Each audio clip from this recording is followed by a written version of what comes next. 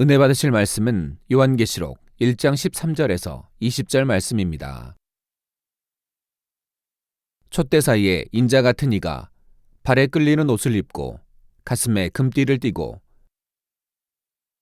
그 머리와 털의 희기가 흰 양털 같고 눈 같으며 그의 눈은 불꽃 같고 그의 발은 풀무에 단련한 빛난 주석 같고 그의 음성은 많은 물소리와 같으며 그 오른손에 7별이 있고 그 입에서 좌우에 날선 검이 나오고 그 얼굴은 해가 힘있게 비치는 것 같더라. 내가 볼 때에 그 발 앞에 엎드러져 죽은 자 같이 되매 그가 오른손을 내게 얹고 가라사대 두려워 말라 나는 처음이요 나중이니 곧 산자라 내가 전에 죽었었노라 볼지어다 이제 세세토록 살아있어 사망과 음부의 열쇠를 가졌노니 그러므로 내 본 것과 이제 있는 일과 장차 될 일을 기록하라. 내 본 것은 내 오른손에 7별의 비밀과 7금촛대라. 7별은 7교회의 사자요 7촛대는 7교회니라. 사랑하는 성도 여러분, 시청자 여러분, 사람들 중에는 자신이 꿈에서든 또는 영안이 열려 환상을 통해서든 주님을 배웠다고 말하는 경우들이 있습니다. 그리고 그렇게 주님을 보았다고 하는 대부분의 사람들은 공통적으로 주님의 모습에 대해 너무나 자애로우시고 사랑이 넘친다 말하지요. 물론 이 땅의 어떤 단어로도 주님의 모습을 표현하기란 쉽지 않을 것입니다. 그런데 대부분의 사람들이 본 주님의 모습은 지금 하늘에 계신 영화로우신 모습보다는 인성적으로 보여주시는 모습이지요. 주님께서 신성적인 면을 부각시켜 보여주시게 되면 그 권세와 위엄은 가히 대단합니다. 성결되지 않은 사람이라면 감히 그 얼굴을 제대로 볼 수조차 없지요. 또한 주님께서 지금 영광을 얻고 계신 모습을 그대로 보여준다고 하면 사람들은 그 밝은 빛으로 인해서도 주님의 얼굴을 똑바로 쳐다볼 수가 없고요. 따라서 대부분의 사람들이 꿈이나 환상으로 주님의 모습을 뵙는 것은 주님 편에서 그만큼 빛을 감해 주신 모습이며 인성적인 모습으로 보여주신 것이라는 사실입니다. 너무 광채를 발하시기 때문에 빛 자체를 감하지 않고 보여주신다고 하면 빛만 보이지 주님은 볼 수가 없습니다. 물론 천국 가서도 그래서 아무나 주를 뵙지 못하는 게 성경에 나와 있는 게 그거예요. 히브리서에 모든 사람과 화평함과 거룩함을 쫓지 않으면 주님을 결코 볼 수 없다는 게 바로 그겁니다. 성결되지 않으면, 영으로 들어가지 않으면, 온영으로 또 영으로 들어가지 않으면 천국에서 주님을 배울 수 없는 것이. 부른 너는 뭐 이 땅에서 육으로 살았으니까 나를 볼 수 없다가 아니라 너무 강렬한 그 빛을 배울 수가 없는 거예요. 그래서 그만큼 이제 영으로 들어간 사람, 또 온영으로 들어간 사람은 그도 빛이 강하기 때문에, 둘은 빛이 강하기 때문에 그들은 주님을 배울 수가 있는 거고요. 자, 오늘 본문에도 보면 사도 요한이 환상 가운데 본 주님의 모습이 묘사되어 있지요.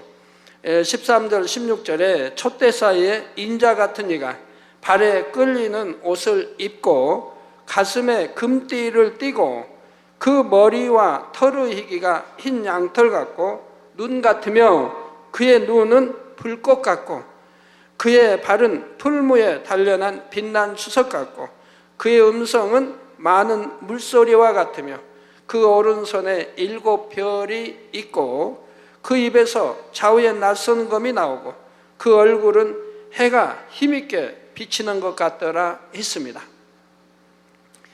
사도 요한이 지금 보고 있는 주님의 모습은 주님의 본체를 직접 뵙는 것이 아니라 영안이 열려 환상 가운데 보는 것이지요. 장차 천국에서 주님을 뵙는 것처럼 얼굴과 얼굴을 마주 대한 것이 아닙니다. 이처럼 요한은 자신이 주님의 본체를 친히 뵌 것이 아니기 때문에 오늘 본문에도 주님에 대해 직접적으로 인자라고 표현하지 않고 인자 같은 이라 표현하고 있지요. 그런데 요한은 지금 인자와 같으니, 즉 주님이 촛대사에 계신 것을 보고 있었습니다. 지난 시간에 설명한 대로 촛대란 교회를 의미하지요. 그리고 골로새서 1장 18절에 보면 그는 몸인 교회의 머리라. 그가 근본이요 죽은 자들 가운데서 먼저 나신 자니 이는 친히 만물의 으뜸이 되려 하심이요 하여 주님이 교회의 머리 되심을 말씀합니다. 그는 몸인 교회의 머리라. 주님의 몸된 재단, 또 머리, 주님 머리. 그가 근본이요, 바로 근본이요 죽은 자들 가운데서 먼저 나신 자니, 아담이 불순종함으로 이제 저주받아 이 땅으로 쫓겨나서 에덴 동산을 쫓겨나서 그래서 이제 참 육으로 돌아와 버렸죠. 영의 사람이 육의 사람이 돼 버렸습니다. 그래서 이제 죽은 자라고 말하죠. 이제 생명이었을 때는 산 자인데 생명이 아닌 이제 죽음으로 인해서 바로 죽은 자가 되었던 것이죠. 그래서 살아서 호흡한다고 해서 살아있는 게 아니고 결국은 죽은 자였죠. 그러니까 그 죽은 자들 가운데서 먼저 나신 자니 이는 친히 만물의 으뜸이 되려 하시며, 우리 주님이 부활의 첫 열매라고 하죠. 부활하실 때 이제 첫 열매, 첫째로 처음으로 우리 이제 모든 이제 인류 가운데 부활하신 분이라 이 말입니다. 첫 열매라고, 부활의 첫 열매라고 하죠.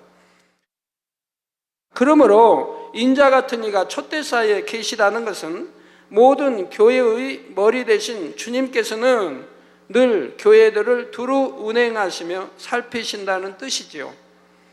모든 교회들이 아버지 하나님의 뜻대로 바르게 인도받아 나갈 수 있도록 늘 중보의 기도를 올리고 계시고요.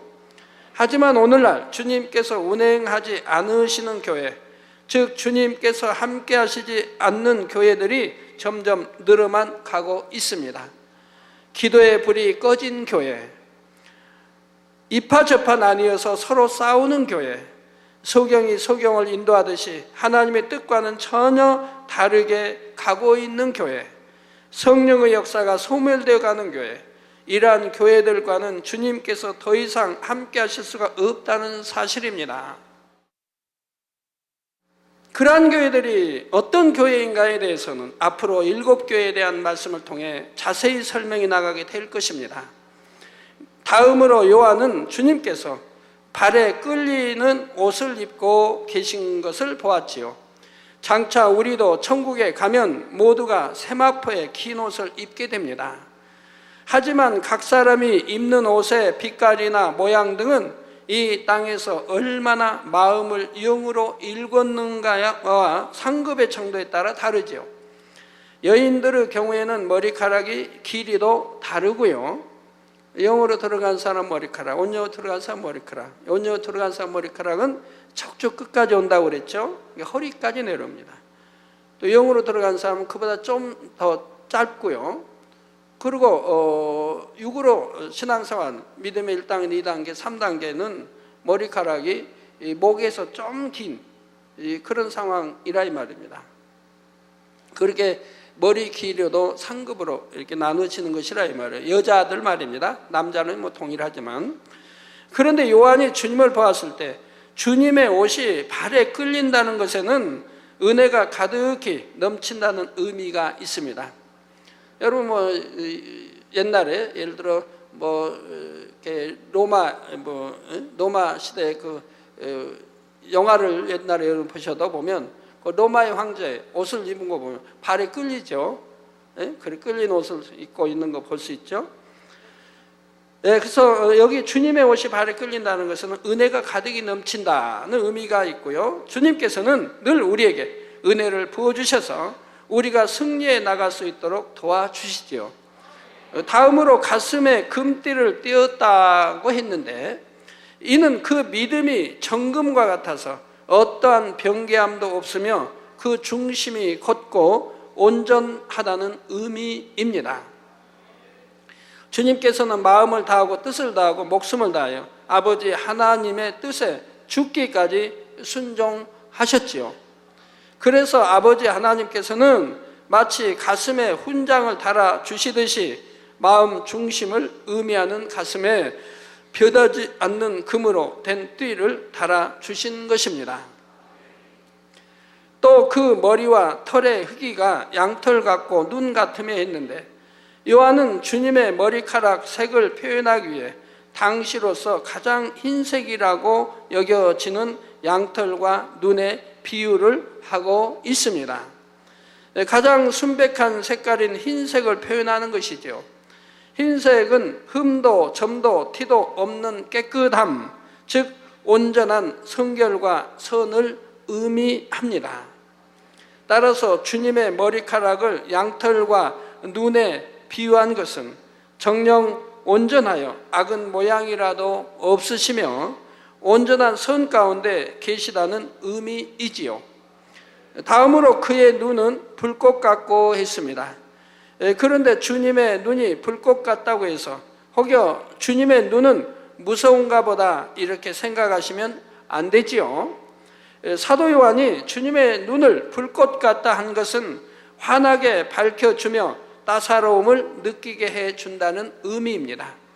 하지만 동시에 주님의 눈은 모든 죄악을 태워버리는 불꽃이기도 하십니다. 또한 너무나 정확하게 진리와 비진리를 분별하시지요. 그러므로 주님의 눈 앞에서는 어떠한 거짓이나 속임수도 통할 수가 없다는 사실입니다. 누구도 주님의 눈을 피할 수는 없으며 주님 앞에서는 모든 것이 밝히 드러나게 되지요. 그래서 사실 죄인들은 주님을 두려워합니다. 죄인은 감히 주님을 뵐 수조차 없으며 그 앞에 설 수도 없지요. 신랑으로 오시는 주님을 맞이할 수 있는 신부의 자격을 갖춘 사람만이 장차 주님 품에 안길 수가 있고 주님의 따사로운 눈을 볼 수도 있습니다. 이제 15절 전반절에 그의 발은 풀무에 단련한 빛난 주석 같고 했습니다. 성도 여러분, 사람의 신체 중에 가장 더러운 것 중에 하나가 바로 발입니다. 출애굽기 3장 5절에 보면 하나님이 가라사대 이리로 가까이 하지 말라 너의 선 곳은 거룩한 땅이니 내 발에서 신을 벗으라 하시는 장면이 나오지요. 하나님께서 모세에게 말씀하시면서 이처럼 발에서 신을 벗으라 하신 데에는 영적인 의미가 담겨 있습니다.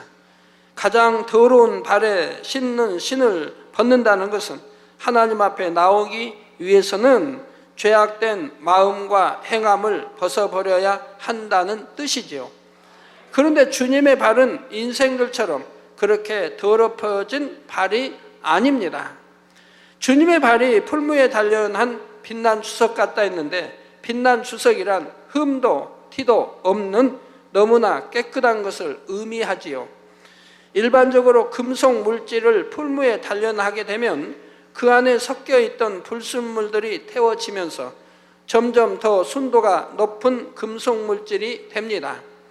이런 것처럼 인생들도 연단을 통해 죄악을 벗어버리는 만큼 하나님 앞에 깨끗하고 순전한 마음이 되지요. 여러분들 연단 받으시되 내가 버리려고 죄를 피까지 싸워 버리려고 히브리서에 있는 대로 이렇게 연단을 받아가시면 정말 이제 깨끗하고 순전한 마음으로 바뀌어지지요. 내 안에 악이 발견되면 버리고 또 악이 발견되면 버리고 자꾸 버리고 버리면 결국은 성결될 거 아닙니까? 악은 모양도 없이 성결된 마음이 되지 않겠습니까? 여러분 물도 물에다가 이런 걸 뭐라고 그런지 모르겠네. 보여? 색깔이? 아니 여기 검은 물이 있다고 해요. 검은 물이 있으면 이제 여기에다가 맑은 물, 즉 이제 진리, 우리 마음이 검은 마음인데 진리가 자꾸 들어오면 그래서 진리로 이렇게 마음을 변화시키면 검은 마음이 자꾸 빠져나가겠죠. 검은 물이 있다 할지라도 거기에다가 이 맑은 물을 자꾸 집어넣으면 자꾸 바뀔 거라 이 말입니다. 검은 것이 이제 넘치면 자꾸 검은 물이 또 빠져나가고 또 부으면 또 빠져나가 계속 그렇게 하면 결국은 맑은 물로 바뀔 거 아니에요. 계속 맑은 물만 집어넣으니까. 그러면 결국은 그 물이 검은 물, 나쁜 물은 다 없어지고 맑은 물로 바뀌지 않겠습니까? 우리 마음도 검은 마음, 비진리 마음, 악한 마음이 하나님의 진리 말씀으로 자꾸 먹고 채우면, 먹고 피 흘리가 싸워 버려나가면 이제는 맑은, 즉 성결된 아름다운 우리 주님 마음을 닮은 그런 마음으로 변하는 것이라 이 말입니다. 그렇게 여러분이 1년만 해보세요. 1년만 열심히 해봐요. 그러면 성결로 안 들어갈 사람은 왜 어디 있어요? 하나님 말씀 풀어서 다 전해드리는데 성결로 안 들어갈 사람이 어디 있어요? 1년 너무 긴가요? 그러면 여러분들 지금쯤 다 성결되어 있어야 한다 이 말입니다. 악은 모양도 없어야 된다 이 말이에요. 그런데 왜 그렇게 되어지지 않습니까? 노력하지 않으니까, 버리려고 하지 않으니까, 순종하려고 하지 않으니까. 그래서 안목의 정욕, 육신의 정욕, 이생의 자랑, 안목의 정욕, 이걸 취해가니까 안 된다 이 말입니다. 아무리 버리려고 노력하고 금식을 하고 철야를 해도 안목의 정욕, 이생의 자랑, 육신의 정욕 이러한 거 끊어버리지 않으면 안 된다 이 말입니다. 무슨 말입니까?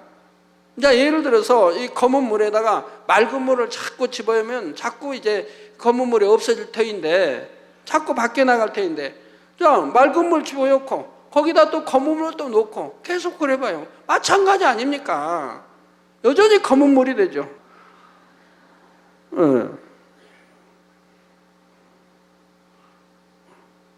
자꾸 저 집어넣으니까 결국 맑은 물이 되네요. 나 이제 검은 물들이 없어지고, 네, 그 안에 깨끗한 물만 남았습니다. 네. 그래서 저기다가 또 검은 물을 자꾸 집어넣어봐요. 더러운 물을. 그러면 아무리 맑은 물 부어도 마찬가지예요. 여러분들이 육신의 정, 안목이죠, 이생이잖아. 이걸 끊어버려야 또 나오네요. 잘 보세요. 저렇게 검은 물이 자꾸 맑은 물 부으면 결국 맑아질 거 아니겠어요? 참 어떻게 그냥 준비가 좋게 돼 있죠? 저 검은 물 또 집어넣으니까 여전히 검지 않습니까? 맑은 물 집어넣어도 소용이 없다 이 말이에요. 여전히 검잖아요. 여러분들이 정말 하나님을 사랑하고 정말 계명 지키고 빛 가운데 살려고 하면 육신의 정욕 끊어야 되고 안목의 정욕 끊어야 되고 이생의 자랑 끊어버려야 된다 이 말이에요. 그래야 내가 성결된다 이 말입니다.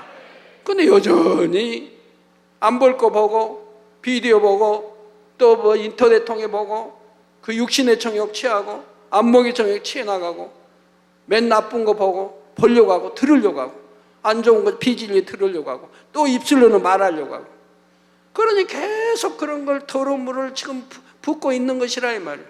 그러니 성결 되겠습니까? 그러니까 10년이 가고 20년이 가도 여전히 하지 않습니까? 그런 걸 그냥 하나하나 탁탁 끊어버리고 하나님과 상관이 없는 거 진리가 아닌 비진리는 그대로 그냥 듣는 대로 끊어버리고 그리고 내가 싸워나가면 죄를 버려나가면 1년이면 된다 이 말이에요. 뭐 꼭 기한을 정할 수는 없지만 사람에 따라 다르니까 각오에 따라 또 1년쯤이면 된다 이 말입니다. 그러면 이런 게 다 없어지면 결국은 육신의 생각이라는 게 없어지는 거예요. 육신의 생각은 하나님과 원수가 되고 하나님 기쁘게 할 수도 없고 곧 사망이죠. 로마서 8장에 있는 대로 이 육신의 생각이 없어져 버리는 거예요. 내 안에서 이제 맑은 마음, 즉 흰 마음, 성결된 마음 이렇게 영어로 읽으면 육신의 생각이 없어져요. 여러분 성결돼 봐요. 여러분 마음에 악이 없고 해봐요. 그러면 그런 비진리가 들리지도 않고 사단이 역사하지도 못하고 들으려고도 안 하고 전하려고도 안 하고 선한 말만 듣고 선한 말이 아니면 듣질 않죠. 말하지 않는 것이고요. 그러니까 내가 진리 안에 빛 가운데 사니 하나님과 항상 교통을 이루니 내가 성령의 충만함을 입어서 신앙생활하는 거예요. 성령의 감동과 충만을 입어서 그러니 병도 오지 않냐고 강건하게 사는 것이고요. 어떤 재앙 안 만나도록 하나님이 지켜주죠. 천구 천사 지켜주시니 재앙도 만날 리가 없는 것이고요. 주님께서는 원래 어떠한 죄악도 없으시지만 그럼에도 이 땅에 육신의 몸으로 오셔서 인생들이 겪는 희노애락을 몸소 체험하시며 인간 경작의 과정을 겪으셨습니다. 그러므로 주님의 발이 풀무에 단련한 빛난 주석과 같다는 것은 주님께서도 인생들처럼 경작을 받으실 때 모든 것을 달게 받으시며 온전히 믿음으로 승리하심으로 어떠한 것도 송사거리가 되지 않는 온전한 모습을 보이셨다는 의미가 담겨 있지요. 여러분도 이러한 주님처럼 늘 그 발이 깨끗하며 밝게 빛날 수 있기를 바랍니다. 합당하지 않는 곳에는 발을 옮기지도 마시되 꼭 발만이 아니라 눈도 귀도 입술도 생각도 마음도 깨끗하지 않는 곳에는 두지 말아야 하지요. 이어지는 15절 후반절에 그의 음성은 많은 물소리와 같으며 했습니다. 저는 하나님의 음성을 여러 차례 들어봤는데 그 소리는 너무나 맑고 아름답고 청하면서도 크고 우렁차며 웅장하지요. 그 하나님의 음성을 한번 들은 사람들은 여러분들이 소천할 때까지 아무리 연세가 많이 참 나이가 든다 해도 그 들은 음성을 잊어버릴 수가 없는 거예요. 너무 명확하게 새겨져 버려요. 세월이 가면 잊어버린다든가 그런 게 없어요. 그 들은 음성을 정확하게 기억하고 기억력이 없다 해도. 주님의 음성도 이와 비슷한데 요한은 이러한 주님의 음성을 지금 많은 물소리에 비유하고 있습니다. 그런데 주님의 음성을 이처럼 물소리에 비유한 것은 물이 곧 주님의 입에서 나오는 말씀이기 때문이지요. 물은 깨끗하게 씻어주는 역할을 하며 대부분의 모든 생명체에게 꼭 필요한 것입니다. 그리고 그 당시 큰 소리에 비유하려면 비유될 데가 없지요. 여러분 이과수 폭포나 브라질에 또는 아르헨티나 그 경계에 있는 이과수 폭포나 이런 데 가보시면 그 물소리가 4km, 10리 밖에서도 들립니다. 뭐 20리 밖에 들리고 멀리까지 들린다고 그래요. 근데 옆에서 들으면 얼마나 웅장하겠어요. 그래서 물은 깨끗하게 씻어주는 역할을 하며 대부분의 모든 생명체에게 꼭 필요한 것입니다. 이런 것처럼 주님의 말씀으로 인해 우리 마음의 죄악이 씻어짐으로 깨끗해질 수가 있는 것이지요. 또한 베드로전서 1장 23절에 너희가 거듭난 것이 썩어질 씨로 된 것이 아니요 썩지 아니할 씨로 된 것이니 하나님의 살아있고 항상 있는 말씀으로 되었느니라는 말씀처럼 하나님의 말씀으로 인해 거듭나서 영생에 이룰 수가 있다는 사실입니다. 그러므로 하나님의 말씀 곧 주님의 말씀은 영원한 생명을 얻기 위해 꼭 필요하지요. 물고기가 물을 떠나서는 살 수 없듯이 하나님의 자녀라면 결코 하나님의 말씀을 떠나서는 살 수 없음을 명심해야 합니다. 그리고 하나님을 사랑하고 말씀을 사모하는 사람은 목마른 사람이 마치 시원한 폭포수를 만난 것처럼 하나님의 말씀을 들을 때 마음에 너무나 시원함을 얻게 되지요. 여러분의 입술도 바로 이런 입술이 되어야 합니다. 상대에게 시원함을 줄 수 있는 말, 편안함과 행복을 줄 수 있는 말, 생명이 될 수 있는 말, 바로 이러한 말을 하는 입술이 되어야 하지요. 이제 16절에 그 오른손에 7별이 있고 그 입에서 좌우에 낯선 검이 나오고 그 얼굴은 해가 힘있게 비치는 것 같더라 했습니다.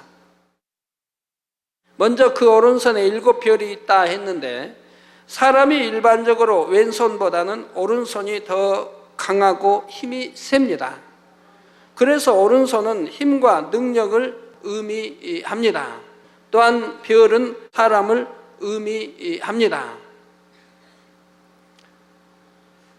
창세기 15장 5절에 보면 여호와께서 아브라함에게 하늘을 우러러 뭇별을 셀 수 있나 보라. 또 그에게 이르시되 내 자손이 이와 같으리라 말씀하시는 장면이 나오지요. 아브라함의 자손을 별에 비유하고 계십니다.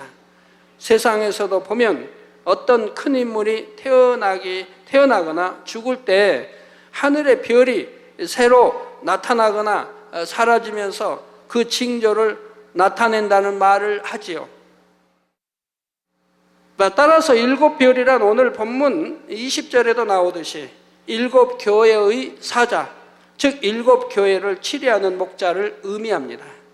그리고 주님께서 이 일곱 별을 오른손에 붙들고 계시다는 것은 하나님께서 친히 세우신 교회와 택하신 종들은 하나님의 능력으로 붙들고 계신다는 뜻이지요. 보장하시고 함께 하시는 증거를 나타내 주시며 연단하실 때도 하나님께서 친히 연단하시는 것입니다. 마태복음 16장 18절에 예수님께서 베드로에게 또 내가 내게 이르노니 너는 베드로라 내가 이 반석 위에 내 교회를 세우리니 음부의 권세가 이기지 못하리라는 말씀처럼 하나님께서 택하시고 세우신 종과 교회는 원수 마귀 사단이나 그 누구라도 결코 넘어뜨릴 수가 없다는 사실입니다. 그리고 이렇게 하나님께서 붙들고 계신 교회와 종은 훗날 심판의 기준이요 잣대가 되지요. 하나님께서 어떤 교회와 종을 보장하시고 함께 하시는지를 보여주는 측량의 기준이 되므로 정확한 판단의 근거가 된다는 말입니다. 그러므로 주님께서 능력의 오른손으로 붙들고 계신 교회와 종을 판단하고 정죄하는 것은 결코 주님을 판단하고 정죄하는 것과 같지요. 이제 그 입에서 좌우의 낯선 검이 나오고 했는데 이는 주님의 입에서 나오는 말씀이 마치 검과 같다는 말입니다. 히브리서 4장 12절에 보면 하나님의 말씀은 살았고 운동력이 있어 좌우의 낯선 어떤 검보다도 예리하여 혼과 영과 및 관절과 골수를 찔러 쪼개기까지 하며 또 마음의 생각과 뜻을 감찰하나니 하셨지요. 권능의 사람이 나오는 입술의 이 말은 이 권세가 있어서 혼념이 관절 골수를 찔러 쪼갠다 이 말입니다. 그거 변화시킨다 이 말입니다. 통에 자복시키고 회개시키고 은혜도 주고 믿음도 주고 생명도 심어준다 이 말입니다. 이런 역사가 일어나야 된다 이 말입니다. 우리 주의 종이라면 일꾼이라면 이런 역사가 일어나야 되는 것이라 이 말입니다. 아무리 말로 해도 소용이 없다면 되겠습니까? 말 한마디에 권세가 있어서 참으로 변화되는 역사가 일어나고 통에 자복하는 역사가 일어나고 믿음이 심어지고 생명이 심어져야죠.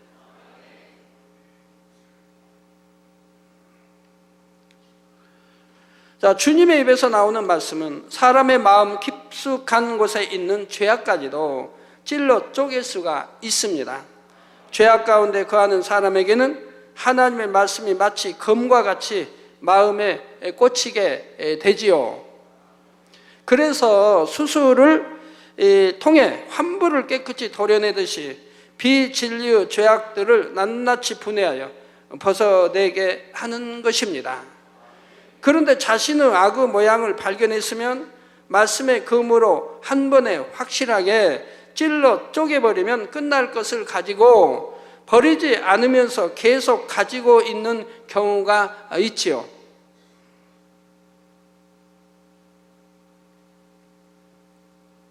그래서 두 번, 세 번 같은 과정이 되풀이 되다 보니 그만큼 더 힘들고 고통도 받게 되는 것이고요. 다음으로 그 얼굴은 해가 힘있게 비치는 것 같더라 했습니다. 주님의 얼굴은 해보다 훨씬 더 광채가 나지만 이 세상의 다른 것으로는 표현할 수가 없기에 이처럼 해가 힘있게 비추는 것 같다 표현한 것이죠. 우리가 천국에 가면 해와 달이 필요가 없습니다. 하나님께 나오는 영광의 빛이 온 그 넓은 천국을 다 덮을 수가 있다 이 말입니다. 하나님께로 나오는 빛이 마찬가지입니다. 우리 주님 빛 그대로 보여준다면 볼 수가 없는 것이라 이 말이에요. 그렇기 때문에 줄여 보여주신 것이라 이 말입니다. 그 밝은 빛을 그대로 드러낸다면 볼 수가 없는 거예요.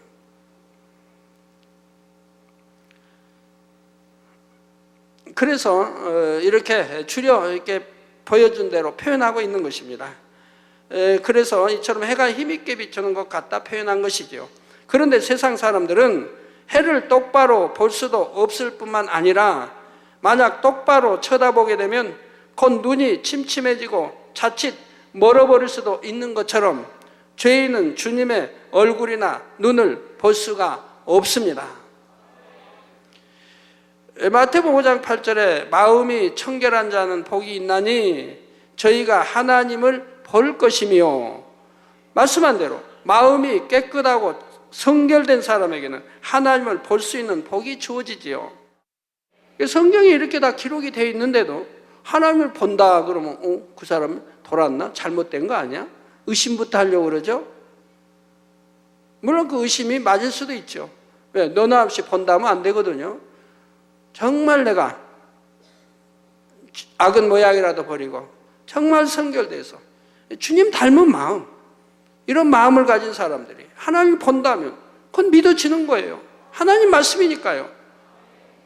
그런데 여지껏 세상과 짝하고 죄도 지으면서 하나님 본다, 하나님과 교통한다, 하나님 음성 듣는다 하면 그건 거짓말이라 이 말입니다. 구약 신약에 어디 그렇게 하나님과 육의 사람들이 교통이 있습니까? 하나님을 보면 죽는다고 했는데 죄인이 하나님을 보면 죽는 거예요. 볼 수도 없는 거고요.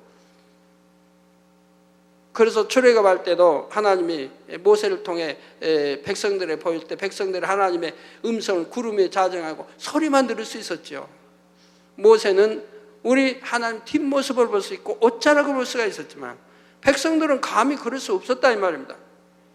보면 죽는다 이 말입니다. 그러니까 다 못 보는 겁니까? 아니지 않습니까? 마음이 청결한 자는 복이 있다.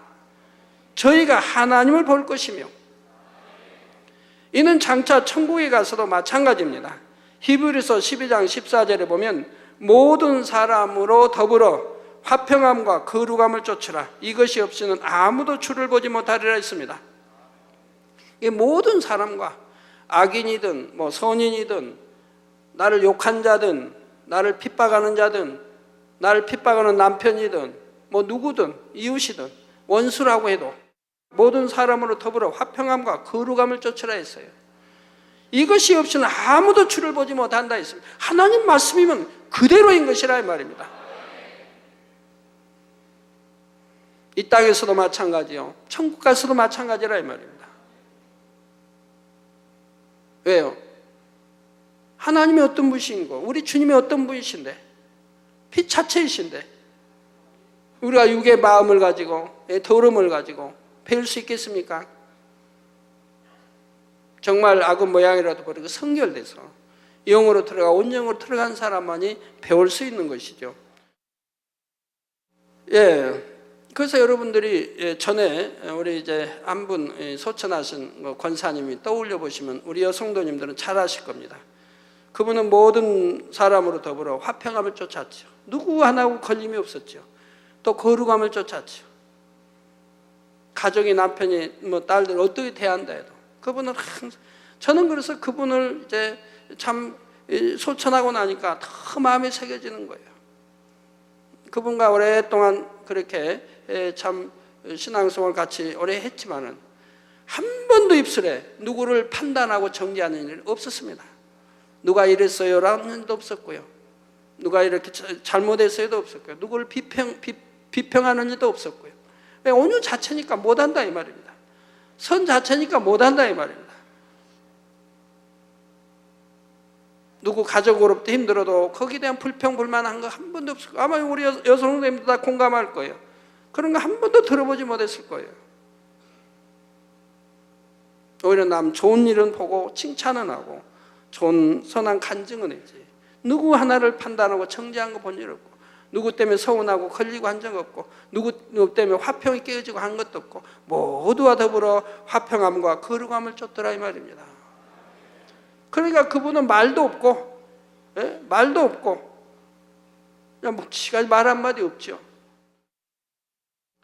자, 이 말씀처럼 천국에 간다고 해서 무조건 모두 다 주님을 뵐 수 있는 것이 아니라 모든 사람으로 더불어 화평함과 거룩함을 쫓는 사람만이 주님을 뵐 수 있는 자격을 얻는다는 사실이고, 또 이 땅에서도 마찬가지입니다. 그런데 주님의 입에서 좌우에 낯선 검이 나오고 그 얼굴은 해가 힘있게 비치는 것 같다는 말씀은 모든 어둠을 깨트리며 감히 어둠이 그 앞에 대적지 못하는 주님의 절대적인 권세를 나타냅니다. 그리스도 예수, 우리 주님의 권세 앞에는 모든 어둠의 권세들도 복종할 수밖에 없으며 장차 주님의 말씀으로 정확하게 모든 심판이 이루어지게 되죠. 또 하늘이 또 이 땅 위에 땅 아래 모두가 주의 이름 앞에 무릎을 꿇게 하셨다 이 말입니다. 그 앞에 드러나지 않을 것이 없으며 한치 오차도 없는 정확한 공의 가운데 심판이 이루어지게 됩니다. 그러므로 원수마귀 사단은 물론이고 그 누구도 아무런 송사를 할 수가 없지요.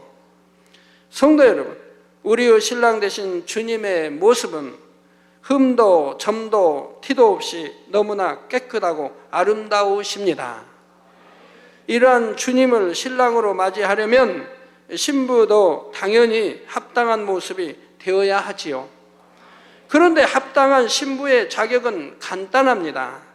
마음을 깨끗이 하여 성결되는 것이며 맡겨진 사명을 잘 감당하는 것이지요.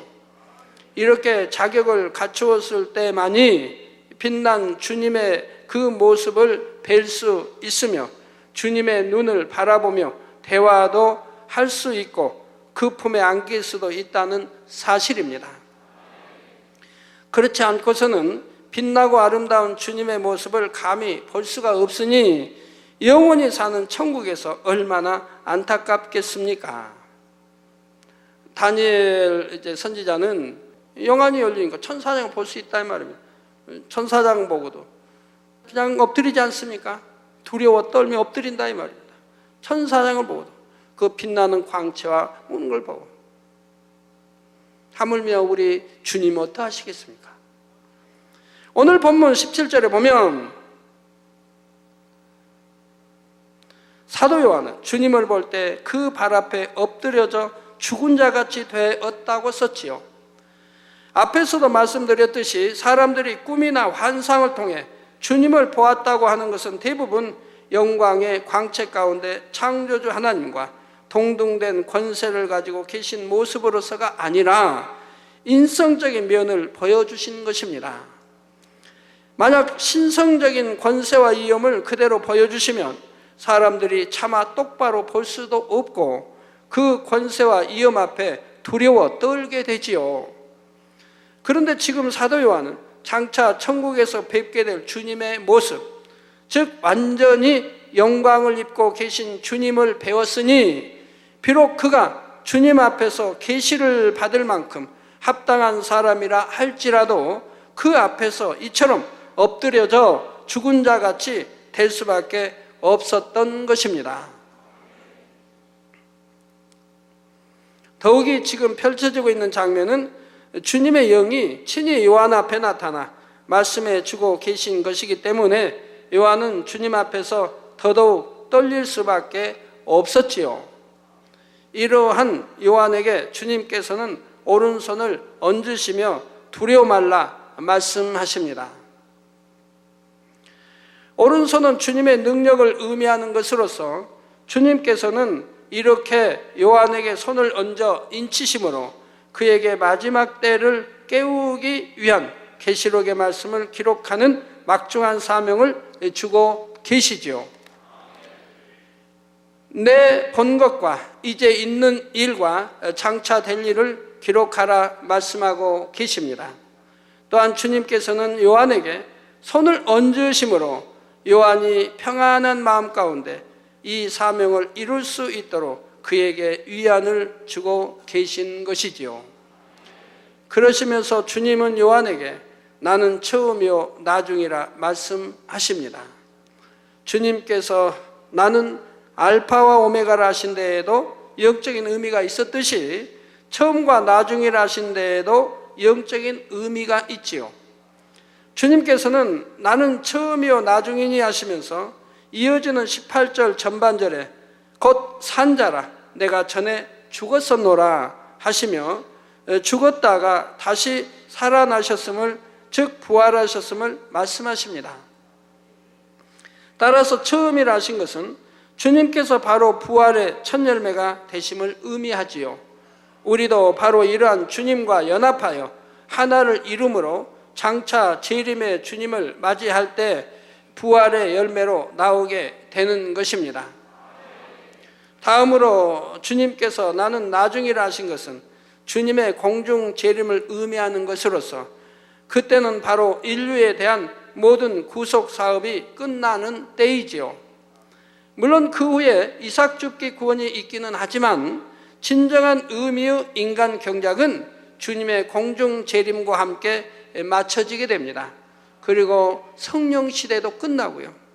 성령이 거두어진다 이 말입니다. 7년 환란 때는 이 땅에 성령이 계시지 않습니다. 성령이 거두어져 버려요. 그때가 바로 나중이 되는 것이지요.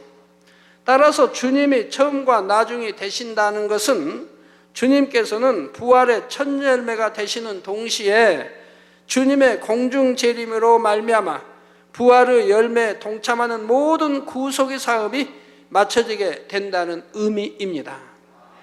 이처럼 부활의 첫 열매가 되신 주님께서는 이제 세세토록 살아계실 뿐만 아니라 사망과 음부의 열쇠까지도 가지고 계시지요. 사망과 음부의 열쇠를 가지고 계신다는 것은 죽고 사는 것이 결코 주님께 달려있다는 의미입니다. 예수 그리스도로 말미암아 영혼들이 구원을 받느냐 영원한 사망으로 가느냐가 결정되지요. 예수님을 구세주로 영접한 사람은 더 이상 사망의 권세에 매여 있지 않고 사망 권세 깨트리고 부활하신 주님을 따라 부활로 나오게 됩니다.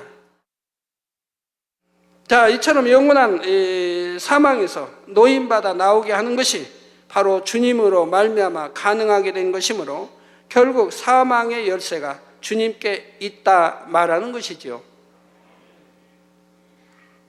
또한 구원받은 사람들이 가게 되는 윗음부와 구원받지 못한 사람들이 가는 아랫음부도 주님으로 말미암아 결정됩니다. 따라서 주님께서는 음부의 열쇠도 가지고 계신 분이시지요. 그런데 주님께서는 이처럼 사망과 음부의 열쇠만 가지고 계신 것이 아니라 천국의 열쇠도 가지고 계시지요.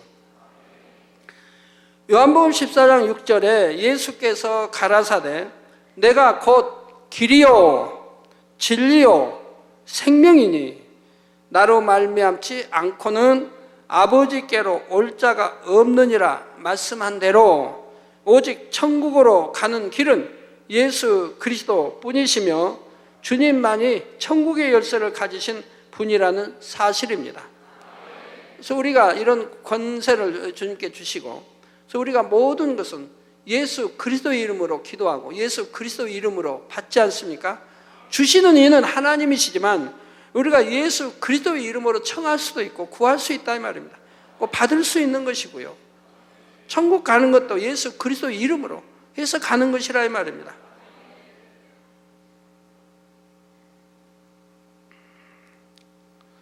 이제 다음 시간부터는 7 교회에 대한 내용을 본격적으로 설명해 나가도록 하겠습니다.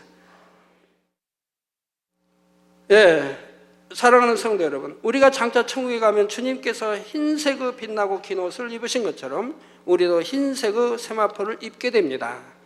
그런데 계시록 19장 8절에 보면 그에게 허락하사 빛나고 깨끗한 세마포를 입게 하셨은즉 이 세마포는 성도들의 옳은 행실이로다 하더라 말씀하고 있지요.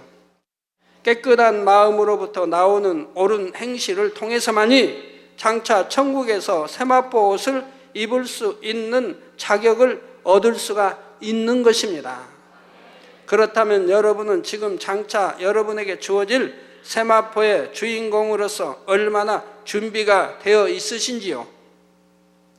순결한 신부가 순백의 드레스를 입고 신랑이 기다리는 결혼식장으로 입장하듯이 하늘에 나팔이 울리고 신랑 되신 주님께서 신부를 맞으러 오실 때 여러분도 순백의 아름다운 세마포를 입고 주님 앞에 서야 하지 않겠습니까? 바로 그날을 소망하며 거룩한 주님의 신부로서 조금도 부족됨이 없도록 오늘도 거룩하고 옳은 행실 가운데 열심히 세마포를 준비해 가는 복된 성도님들이 다 되시기를 주님의 이름으로 축원합니다. 오늘 말씀 상고하시면서 통성으로 다 같이 기도하시겠습니다. 할렐루야. 주님, 은혜와 사랑에 감사를 드립니다. 아버지, 오늘 또 들은 말씀이 믿음이 되고 생명이 되게 도와주시고 오늘 저 계시록 말씀을 증거했습니다. 마음에 깊이 새겨서 아버지, 이제 본격적인 계시록 말씀 들어가기 전에 우리 주님에 관한 말씀들이 나오고 있습니다. 잘 양식되어서 우리 주님의 모습이 어떤 모습인지를 알고 또한 이 주님의 주신 말씀들이 우리에게 어떠한 생명이 되고 아버지 은혜가 되고 믿음이 되는지를 아버지 알아서 잘 양식 삼게 도와주시기 원합니다. 단어 하나하나까지라도 분명히 영적으로 깨우쳐 양식 삼을 수 있도록 도와주옵소서. 주여 감사합니다. 우리 주 예수 그리스도 이름으로 기도합니다. 아멘.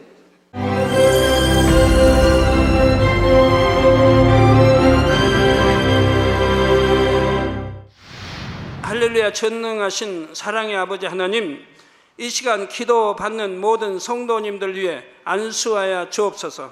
GCN 방송 시청자들이 인터넷과 화상을 통해 기도받는 지교회와 지성전 그리고 전 세계 하나님의 자녀들 위에도 시공간을 초월하여 역사하여 주시기를 원합니다.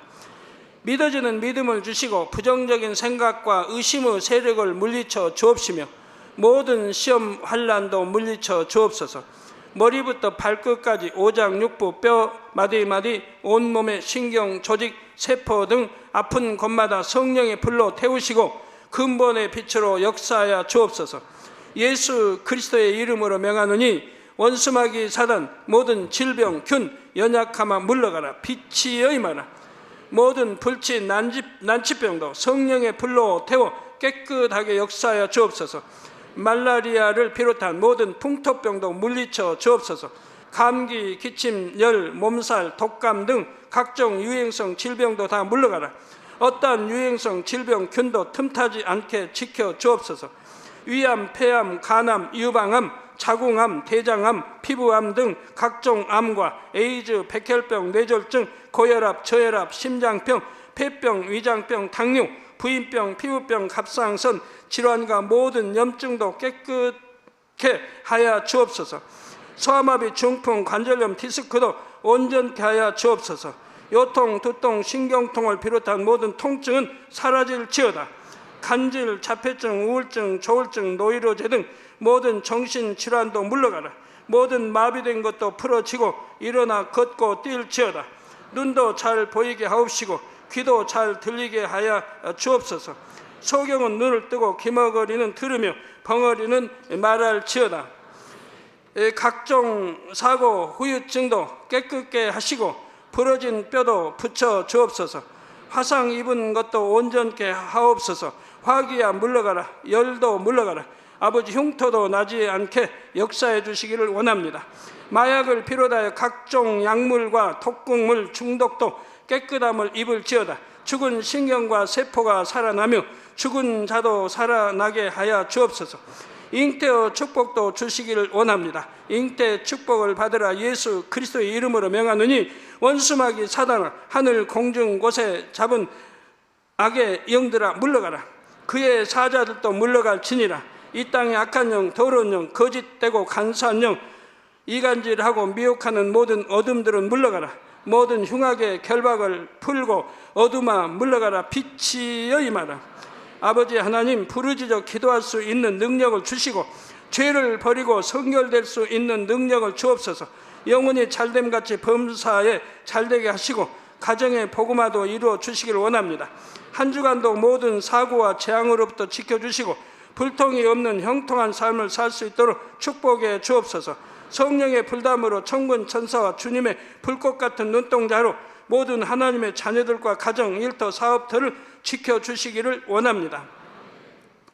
학생들에게 지혜와 명철을 더하시고 공부도 할 수 있는 뜨거운 마음과 열정도 더하여 주옵소서.